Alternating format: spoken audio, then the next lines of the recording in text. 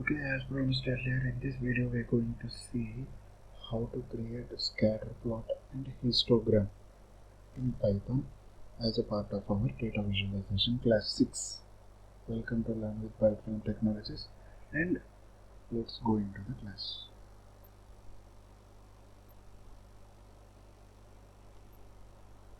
So here is our libraries and the data. Let us start with implementing the scatter plot. plt.scatter x comma y. That's it. All we're gonna need is a single line, and the scatter plot has been created. So whatever the functions you have seen earlier, all those functions, the legend, setting the label, setting the title, whatever you have seen earlier for the line graph, all those functions you can use it for the scatter plot also. So I will show you one sample. Let us create a marker here, which is 0, O. So it's going to give you a circular points. If you wanted a plus, it will give you a plus signs. So all the functions which we have seen earlier in our different line graphs, the same thing, everything can be used here. Let us move to histogram. Since the data is not possible for this histogram, let us create a new data. To create a new data, we need a series of numbers. We need only one variable for histogram.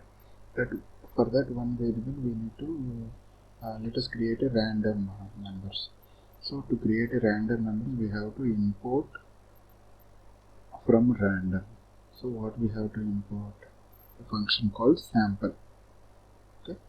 So let us assign that to data the sample range. This range is a function that will take the numbers from 1 to 1000, start and stop. It starts from 1 and it starts from ends at 1000. Now from this 1 and 1000, the sample function has to take some particular numbers in random. So how many numbers it has to take will be our second argument for this sample function. So let us assume that it takes 100. So now the data has been created with the help of the sample function. Sample function has two arguments. One is the actual data and the second one is the number of samples it has to consider. The actual data is the range from 1 to 1000. Okay. Now just in order to create histogram, all we're gonna need is to plt.hist data. That's it.